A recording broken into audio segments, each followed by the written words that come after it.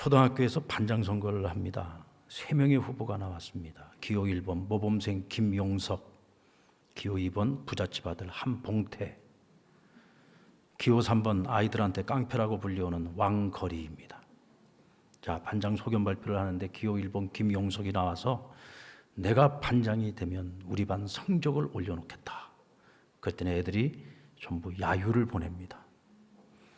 기호 2번 부잣집 아들 한봉태는 내가 반장이 되면 우리 반 급식, 간식 책임지겠다. 아이들이 그럴듯하거든요. 다 같이 박수를 쳤습니다. 이제 3번째 깡패 왕거리 차례가 됐는데 내가 뭐라고 얘기를 해야 아이들이 나를 반장으로 뽑아줄까 생각을 하다가 한마디를 했더니 애들이 환호를 하고 박수를 치고 난리가 났습니다. 대체 무슨 말을 했길래 그와 같은 반응을 받았을까요? 내가 반장이 되면 전학을 가겠다. 반장 되겠다는 아이가 전학을 가겠답니다. 이게 뭐 말이 안 되는 어떻게 보면 웃자고 만들어낸 이야기겠습니다만은 저는 근데 이 왕거리가 참 고맙다는 생각이 들어요. 내가 아이들을 괴롭혀서 아이들이 나를 싫어한다는 것을 적어도 이 아이는 알잖아요. 우리 아이들이 뭘 가장 좋아할까? 내가 학교를 떠나주는 것을 가장 좋아할 거라는 것을 이 아이는 적어도 알고 있습니다. 친구들이 자기를 싫어한다는 것을 안다는 얘기는 적어도 반성의 여지가 있고 개선의 여지가 있다는 얘기죠. 어쩌면 반 친구들이 박수를 쳐준 거는 왕거리의 진심이 통했기 때문에, 그 진심이 통했기 때문에 왕거리가 떠나겠다는 말을 들었을 때, 야, 왕거리가 그동안 우리를 괴롭혀서 우리가 힘들고 자기를 싫어한다는 것을 알고 얘가 반성하는 건가? 이런 생각을 가지고 진심 어린 마음으로 박수를 쳤을 수도 있겠다라고 또 추측도 해봅니다. 여러분, 러시아의 푸틴 같은 사람을 생각을 해보면 이 사람은 한 나라의 지도자예요. 세계 강대국의 지도자입니다. 그런데 그는 이 잘못된 생각, 악한 생각을 가지고 이웃 국가인 우크라이나를 완전히 쑥대밭을 만들어놨습니다. 사람들이 그곳에서 살지 못하도록 만들었어요. 정든 조국, 정든 집을 떠나서 이웃 국가에 가서 난민 신세가 되도록 만들었습니다. 지금도 전쟁 중에 많은 사람들이 죽어나가고 있습니다. 궁지에 몰리면서 이제는 핵카드까지 만지작거리기 시작을 했습니다.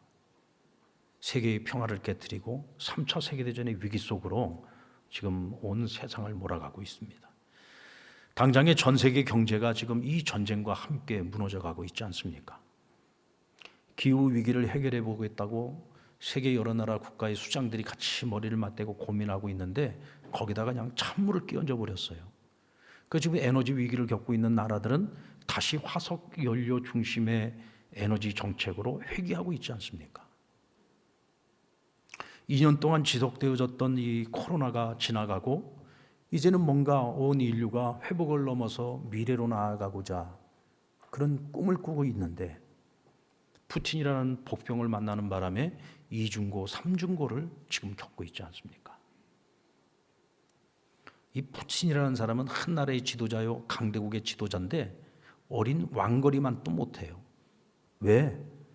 사람들에게 내가 어떤 존재인지를 전혀 깨닫지를 못하고 있습니다. 내가 사람들에게 어떤 피해를 주고 있는지, 사람들을 얼마나 고통으로 몰아넣고 있는지. 그래도 아마 자기는 자기 국민들에게 자기가 필요한 사람이라고 생각을 할 겁니다.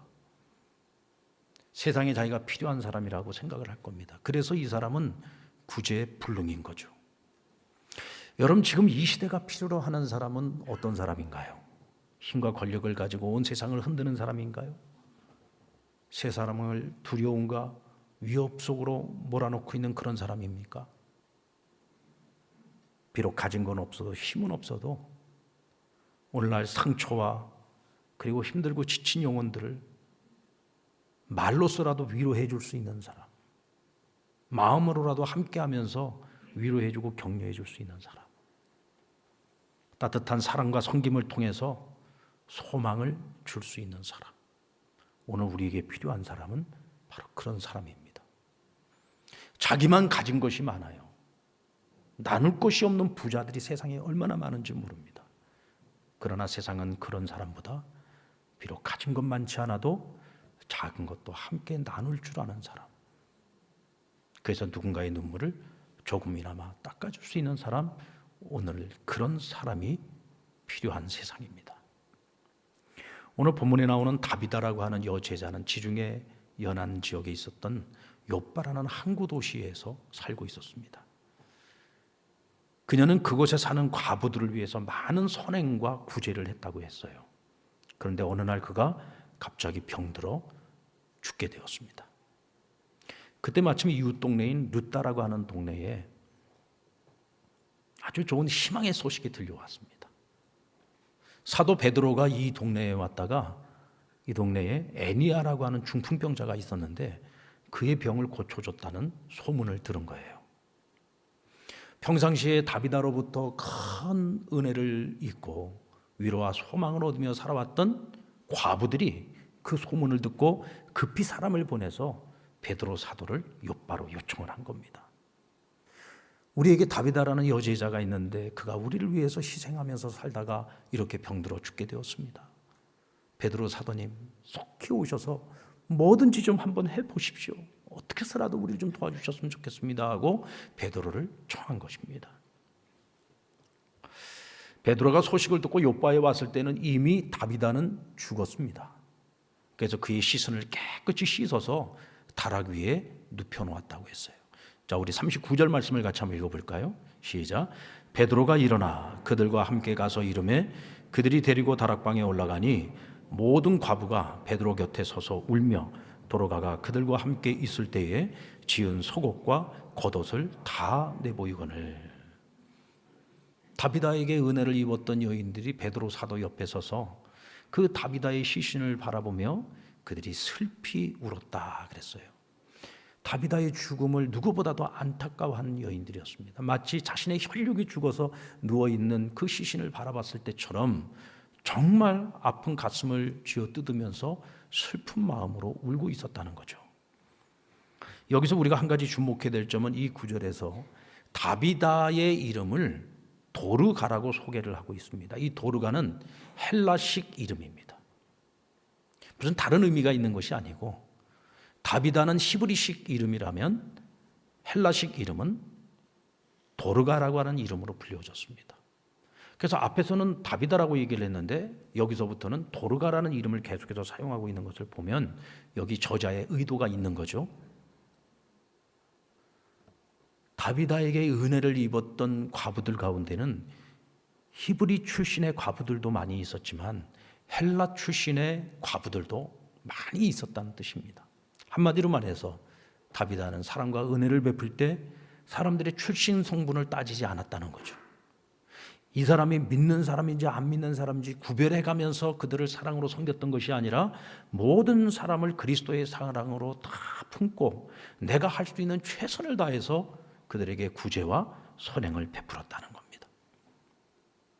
오늘 여인들이 베드로 사도 옆에 서서 울고 있을 때 그들의 손에는 한결같이 다 옷이 들려 있었는데 속옷과 겉옷이 들려 있었다라고 성경은 말씀하고 있어요. 그들이 들고 있는 이 속옷과 겉옷은 다비다가 생전에 직접 바느질을 해서 만들어준 옷이었습니다. 이 옷은 다비다가 우리에게 얼마나 소중한 사람이었는지, 다비다가 아낌없이 자신들에게 내어주고 베풀었던 것에 대한 사랑의 증거였죠. 우리가 다비다에게 이렇게 은혜를 입었습니다 하면서 다비다가 지어준 옷을 들고 온 겁니다. 여러분, 우리는 옷, 끝까지 그 바느질해서 지어준 옷이 뭐 그렇게 귀하다고. 요즘이야 옷이 패션이죠. 자기 개성을 표출하는 하나의 도구가 되기도 하죠. 그런데 여러분, 이 시대의 가난한 사람들에게 이 옷이라고 하는 것, 속옷과 겉옷, 이것은 유일한 재산가치였습니다. 그래서 심지어는 빚을 많이 진 사람들이 갚을 돈이 없을 때는요, 입고 있는 옷도 빼앗겼다고 했습니다. 옷도 빼앗겼다고 했어요. 그러니까 옷을 빼앗겼다는 얘기는 무슨 얘기냐면 유일한 재산마저 다 강탈당했다는 얘기죠. 그러니까 이 여인들에게 옷 한 벌은 너무나 소중한 것이었습니다.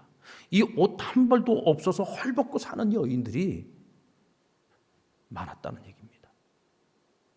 근데 다비다가 자신이 할 줄 아는 것이라고는 바느질밖에 없었던 것 같아요.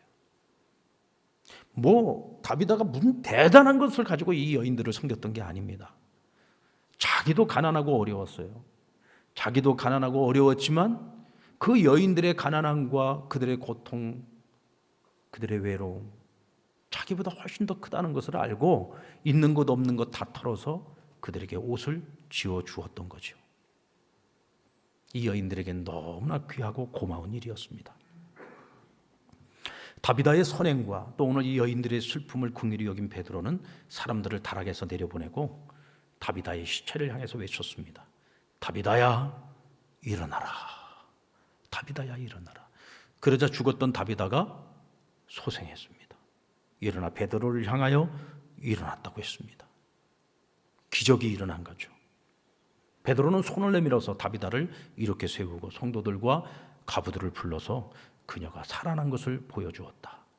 그리고 이 소문이 온 요빠에 두루 퍼지게 되었고 사람들이 이 일을 다 알고 많은 사람들이 주를 믿게 되었다. 요빠에 믿음의 역사가 일어나게 된 겁니다. 자, 우리는 여기서 이 사건을 보면서 생각을 해봅니다. 베드로는 왜 다비다를 소생시켰을까? 대체 다비다의 소생은 누구를 위한 일이었을까라고 하는 것을 생각해 보게 됩니다. 여러분, 다비다가 소생한 것은 다비다를 위한 일이었을까요? 아니면 그의 슬픔을 안타까워하고 슬퍼하고 있는 과부들을 위한 것이었을까요? 여러분, 사람이요, 한 번 죽는 것도 힘든 일인데 소생한 다비다는 나중에 또 죽어야 됩니다. 죽음을 2번 경험하는 거예요. 여러분, 죽은 나사로가 살아나오지 않았습니까? 나사로도 아마 그렇게 생각했을 겁니다. 천국을 문턱에다 두고 들어가 보지 못하고 지금 돌아왔단 말이죠.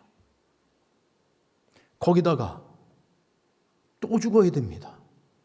한 번 죽는 것도 힘든데 2번 죽는 일이 기쁜 일은 아닐 겁니다.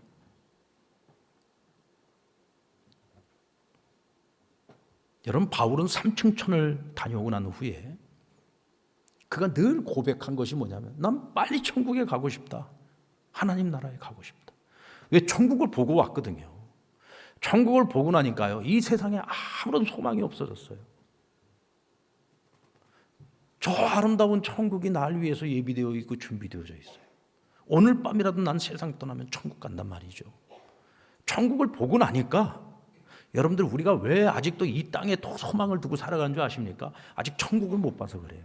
우리가 믿음의 눈으로 보고는 있지만 그것으로는 부족하죠.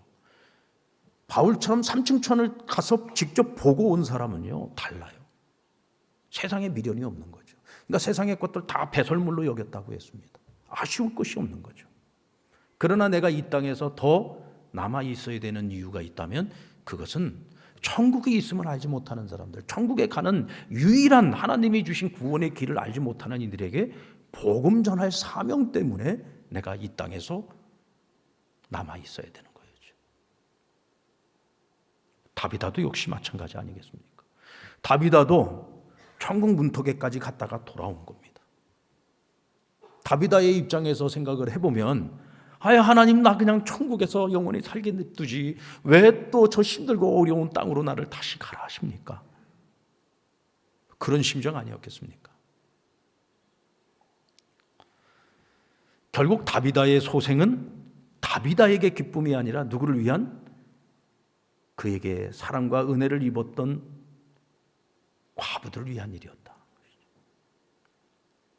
다비다는 과부들에게 꼭 필요한 사람이었고 위로와 소망을 주는 사람이었기 때문입니다. 그리고 베드로는 생각했습니다. 다비다는 지금 천국보다 지금 이곳 저 가난한 이들에게 더 필요한 사람이다. 그래서 그가 다비다에게 일어나라고 명령하기 전에 먼저 하나님께 무릎을 꿇고 기도했다고 했어요. 대체 무슨 기도를 했을까요? 아마 이렇게 기도했을 겁니다. 하나님, 제가 이곳에 와서 저 여인들의 이야기를 들어보니 아무리 생각해보다 다비다는 천국보다는 지금 여기에 더 필요한 사람입니다. 저 여인들의 눈물을 보십시오. 저 여인들의 저 안타까움을 보십시오. 하나님 천국에 정말 좋은 사람들 많이 있지 않습니까? 지금 여기는 저 여인들의 눈물을 닦아줄 사람이 많지 않습니다. 저 여인들에게는 다비다가 꼭 필요합니다. 그러니 주님, 저에게 은혜를 베풀어 주십시오. 이 기도를 했을 때 그의 마음속에 하나님이 저를 소생시킨다는 확신이 들었던 것 같아요. 그러니까 주저함 없이 다비다야 일어나라 하고 명령할 수 있었던 겁니다. 여제자 다비다의 나눔은 사랑의 구체적인 표현이죠. 그가 나눔을 통해서 나누고자 했던 사랑은 그냥 인간적인 휴머니즘이 아니에요. 이것은 하나님의 사랑을 나누고 전하고자 했던 것입니다. 다비다는 사랑을 입으로만 하지 않고 몸으로 실천했습니다. 여러분, 사랑은요, 아름다운 수식어로 표현된 형용사가 아닙니다. 아주 지극히 단순하지만 삶으로 증명되어지는 동사입니다. 사랑은 doing이에요. 사랑은 하는 겁니다. 생각하는 게 아니고요, 화려한 말로 포장되어지는 언어가 아니고요, 사랑은 행동하는 것입니다. 아무리 많은 말을 해도 지극히 작은 것 하나도 나눌 줄 모르는 사람보다는 말은 못해도 작은 것이라도 함께 나눌 줄 아는 사람이 사랑하는 것입니다. 제가 부목사로 섬겼었던 정릉교회라는 교회가 있어요. 이 교회가 정릉이라는 동네가 잘 사는 동네가 아니에요. 전체적으로 보면은 몇몇 부자들도 있지만 대부분이 좀 어려운 일반 서민들, 어려운 서민들이 살아가는 그런 동네입니다. 근데 그 교회에서 제일 큰 부자가 누구였냐면 예전에 그 대진운수라고 있어요. 버스 회사인데 뭐 옛날에는 워낙 버스가 많이 있었지 않습니까? 굉장히 그 교회에서는 재벌 소리를 듣는 그런 가정이었는데 그 회장 부인이 서임성 권사님이라고 계세요. 키도 조그만해가지고 그냥 이렇게 교회에서 보거나 밖에서 보면은 저분이 회장 부인인가 싶을 정도로 늘 수수하게 하고 다니시는 분이었습니다. 이분이 세상을 떠나셨어요. 그리고 장례를 치르는데 제가 그 교회를 섬기는 동안에 그렇게 많은 성도들이 와서 슬퍼하고 안타까워하고 눈물을 흘리는 그런 장례식은 그때 제가 처음 봤습니다. 그리고 어떤 분들은요, 그 자녀들보다도 더 슬피 울더라고요. 그래서 대체 저분들이 어떤 분인가 하고 이러고 보니까 그 교회에서도 보면 가장 가난하고 어려웠던 분들, 정말 힘들게 살았던 분들이에요. 근데 이분들이 왜 이렇게 눈물을 흘리고 슬퍼하나 했더니 이 생전에 이 권사님에게 정말 많은 은혜를 입었던 분들입니다. 이분들이 가장 힘들고 어려웠을 때에 이 권사님이 자기 어깨를 내어줬던 거예요. 그 받은 은혜가 있으니까 이 권사님의 죽음이 너무너무 안타까운 겁니다. 여러분들, 남 주는 인생을 살아가는 사람의 죽음은요, 모든 사람을 안타깝게 합니다. 그 죽음을 슬퍼하죠. 저는 그때 그분의 죽음을 보면서 그런 생각이 들었어요. 아, 우리 그리스도인의 삶은 이래야 되는구나. 우리 그리스도인의 삶은 이래야 되겠구나. 여러분, 내가 죽었는데 사람들이 아유, 저거 잘 죽었다. 여러분, 그런 소리 들으면 되겠습니까? 만약에 지금 푸틴이 죽으면 사람들이 다 그럴 거예요. 아유, 저 사람 잘 죽었다. 저 사람 하나 때문에 온 세상이 그렇게 힘들고 어려웠는데 아유, 잘 죽었다 그러지 않겠습니까? 왜요? 이 사람은 쓸모없는 사람, 세상에 필요 없는 사람, 세상의 악이라고 생각을 하기 때문에 그렇겠죠. 그러나 정말로 꼭 필요한 사람이 우리 곁을 떠나면 슬퍼할 수밖에 없지 않습니까? 안타까워할 수밖에 없지 않습니까? 왜요? 필요한 사람이 사라졌기 때문이죠. 다비다가 소생한 사건 이전에 우리는 가난하고 어려운 이웃에 기댈 언덕이 되어 주었던 다비다의 아름다운 섬김의 삶을 주목해야 합니다. 왜냐하면 이 모습은 예수님께서 말씀하셨던 하나님 사랑, 이웃 사랑의 가장 아름다운 본보기이기 때문입니다. 바라기는 우리 상남의 모든 믿음의 식구들도 정말 어렵고 힘든 우리 이웃들이 있다면 그들에게 기댈 언덕이 되어주고 그들에게 꼭 필요한 사람이 될 수 있기를 주의 이름으로 축원합니다. 또 한 가지를 생각해 보겠는데요. 다시 소생한 다비다의 반응은 어땠을까? 하나님, 나 그냥 천국에 있게 그냥 나불어 두지 왜 나를 이곳에 다시 보냈습니까? 하고 하나님을 원망했을까요? 아니면 다시 온 것을 기뻐했을까요? 이렇게 한번 생각을 바꿔보자고요. 자, 지금 제가 한참 일할 나이인데 가족을 남겨두고 세상을 떠나게 되었습니다. 내가 없으면 우리 가족이 먹고 살기도 힘들고요. 앞으로 남겨진 이 가족들이 어떻게 살아야 될까 걱정 속에서 죽음을 맞이했다고 칩시다. 그런데 내가 하나님의 은혜로 다시 소생하게 되었습니다. 여러분, 이게 기쁜 일입니까? 아니면 천국에 그냥 있겠다고 떼쓸 일입니까? 아니, 내 얘기라고 생각하고 한번 생각을 해보세요. 자, 그냥 천국에 있고 싶어요. 그래도 힘들고 내가 책임져야 될 내 가족의 품으로 다시 돌아오는 게 좋은 일이에요? 이 얘기를 듣고 지금 머릿속으로 고민하고 있는 분들은 참 이건 진짜 문제가 심각한 겁니다. 당연히 기쁜 일이죠.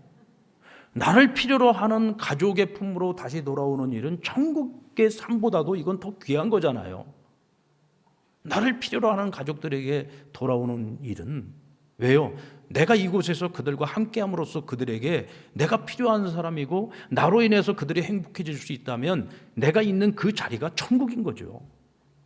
아닙니까? 천국인 거죠. 전 다비다의 마음도 같았을 거라고 생각합니다. 왜냐하면 다비다가 과부들을 섬길 때 이 과부들을요 그냥 이웃으로 생각했던 게 아니에요. 한 가족으로 생각을 했던 겁니다.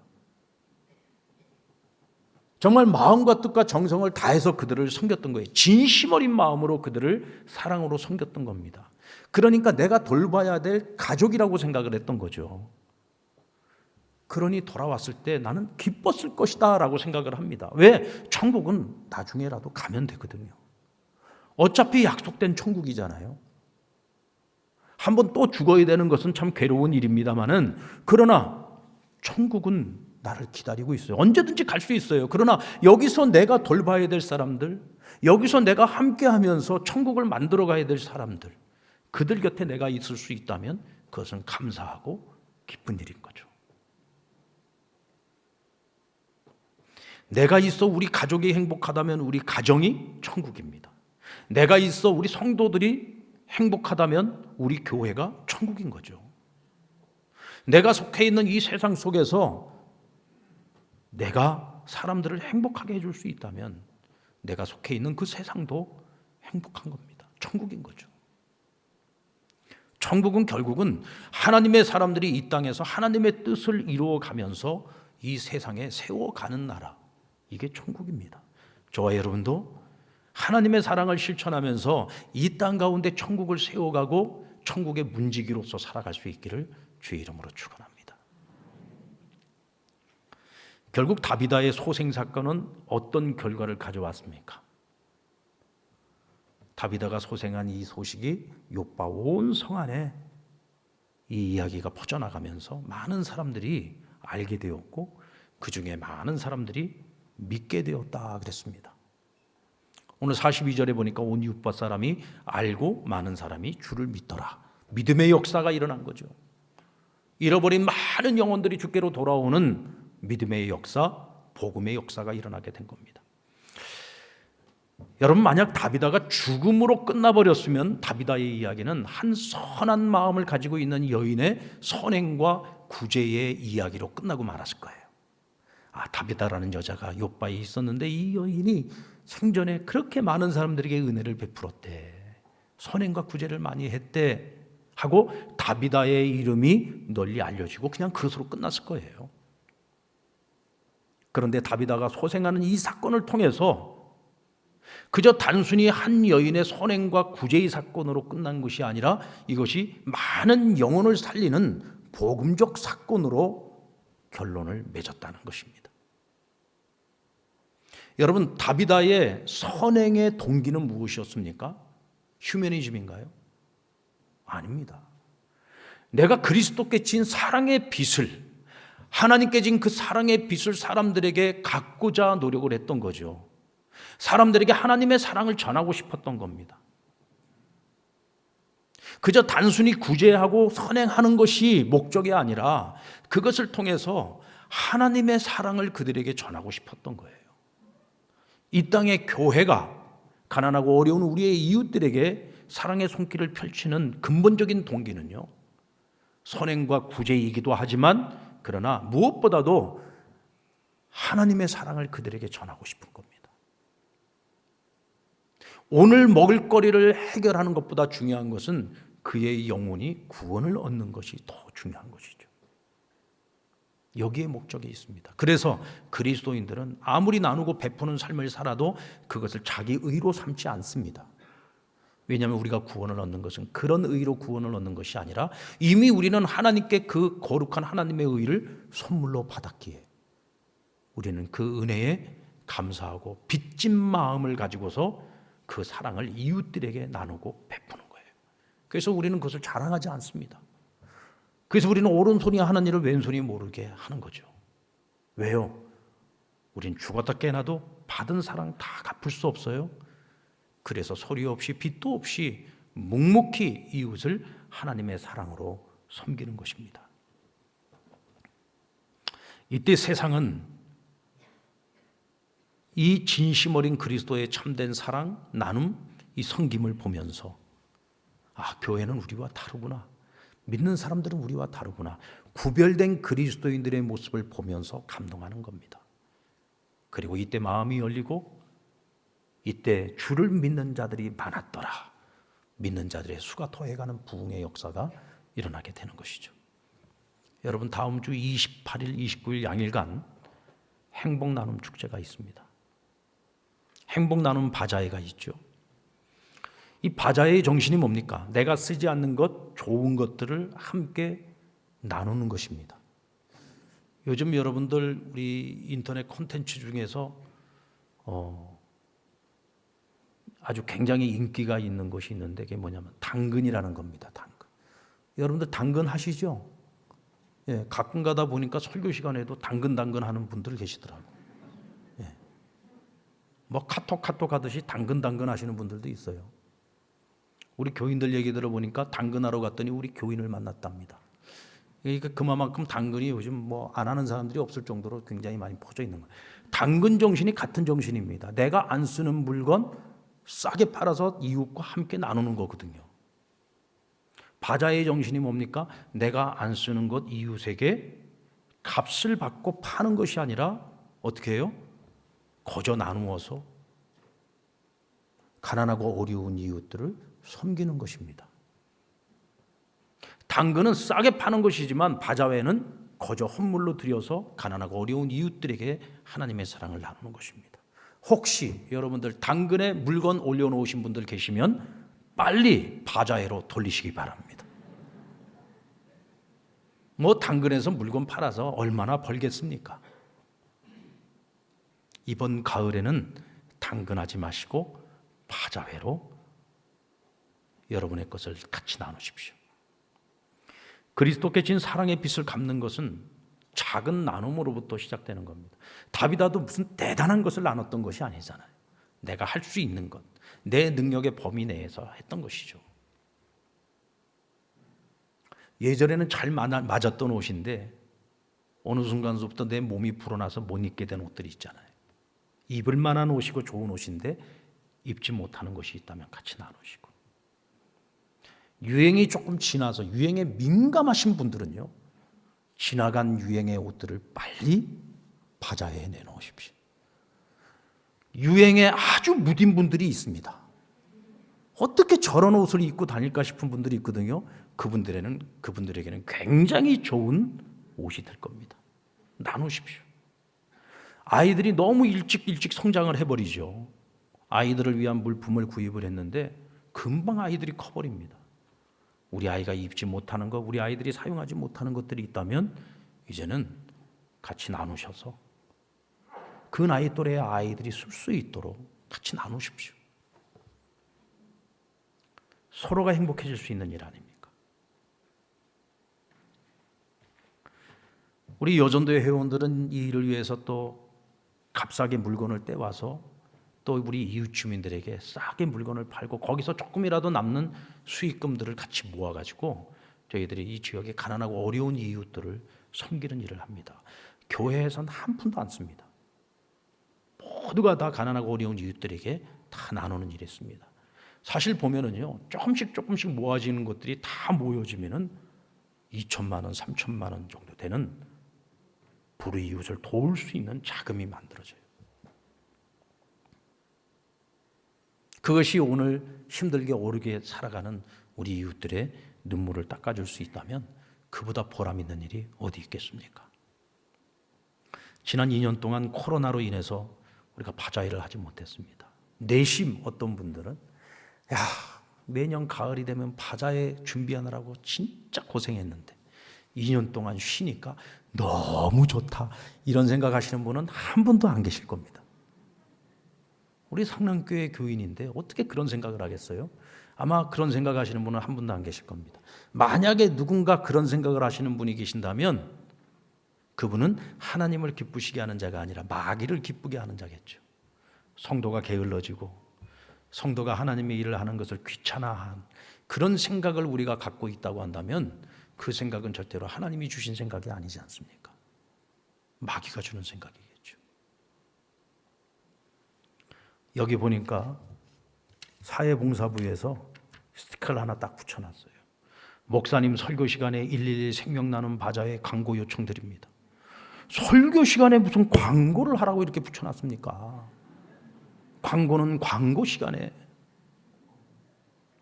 이 얘기는 지금 생명나눔 바자회 상품권이 예전에 비해서 적게 팔렸다는 얘기예요. 지금 우리 성도들의 삶이 팍팍하다는 얘기죠. 어쩌면 지금 내 살기도 힘드니까 남을 돌아볼 여유가 없어. 충분히 이해가 갑니다. 그런데 여러분, 구제하고 섬기고 봉사하는 거는요, 내가 힘들 때일수록 더 하게 되더라고요. 왜냐하면 내가 힘들 때 우리는 주변을 보면서 나도 이렇게 힘든데 나보다 더 힘든 사람들은 얼마나 힘들까 하는 생각을 하게 돼요. 내가 부유하고 넉넉할 때는요, 남들도 다 그렇게 사는 줄 압니다. 근데 내가 힘들고 어려우면 나도 힘든데 남들은 어떨까 이런 생각을 하게 되는 것 같아요. 그래서 오히려 힘들 때일수록 힘든 사람이 더 많이 나누고 베푸는 것을 보게 됩니다. 여러분, 우리는 세상을 탓하면 안 돼요. 지금 이 불경기에 이 어렵고 힘든 때에 그래서 우리는 이 힘들고 어려운 때에 더 어려울 사람들을, 더 힘든 사람들을 생각하면서 내가 가진 것 콩 한 쪽이라도 같이 나눠 먹는 마음을 가지고 우리가 조금 더 힘을 내고 힘써야 될 겁니다. 하나님은 늘 우리의 진심을 보시는 분이잖아요. 우리가 어떤 마음을 가지고 우리가 이 행복 축제에 임하고 또 이 바자회에 임하는지를 하나님께서는 다 아실 겁니다. 그 중심을 보시는 하나님께서 우리 상남교회 성도들의 그 기특한 마음을 보시고 하나님 우리를 더 행복하게 하시지 않겠습니까? 저는 이번 이 행복 축제 기간이 정말 하나님 앞에서 그리고 사람들에게 우리 상남교회 모든 성도들이 꼭 필요한 사람이 되는 그런 시간들이 되었으면 좋겠습니다. 사실 우리가 평상시에는요, 자기중심적으로 살아갈 때가 참 많아요. 세상의 주인은 나, 중심은 나, 늘 이런 마음으로 살아갑니다. 그런데 적어도 이 기간만큼은 우리가 한 번쯤 하나님께 꼭 필요한 사람, 그리고 누군가에게 꼭 필요한 사람이 되겠다는 그런 마음과 결단을 가지고 이 시간을 보내었으면 좋겠어요. 그래서 우리가 40일간 중보기도도 하는 것이고 바자회를 통해 사랑을 나누는 것이고 또 택시데이를 통해서 이 지역에서 운전하시는 분들에게 사랑을 나누고 그분들이 교회의 뜰을 밟을 수 있도록 인도하는 것이고 또 영혼 구원을 위해서 베스트들을 작정하고 그분들과 관계를 맺고 복음을 전하고 그들을 초청하는 것 아닙니까? 이 일을 위해서는 우리가 먼저 행복해야 되기 때문에 우리가 지금 찰떡부흥회도 하고 있고 또 다니엘 기도회도 하고 있잖아요. 이번 찰떡부흥회 이제 지난 수요일 날 시작을 했고 이제 한 주 걸러서 다음 주 수요일부터 세 차례에 걸쳐서 세 분의 강사들이 오셔가지고 우리와 함께 은혜를 나눌 겁니다. 와서 말씀을 듣고 은혜 받고 돌아가실 때에는 찰떡 파이 찰떡 파이도 한 개만 드리지 않고 2개씩 드립니다. 찰떡 파이도 드리고요. 그리고 회사 마치고 직접 바로 교회로 오셔야 되는 분들을 위해서 저희들이 컵라면이든지 뭐 간단하게 요기할 수 있는 거를 준비해 놓을 겁니다. 그럼 오셔서 드시고 올라와서 함께 은혜 받으면 됩니다.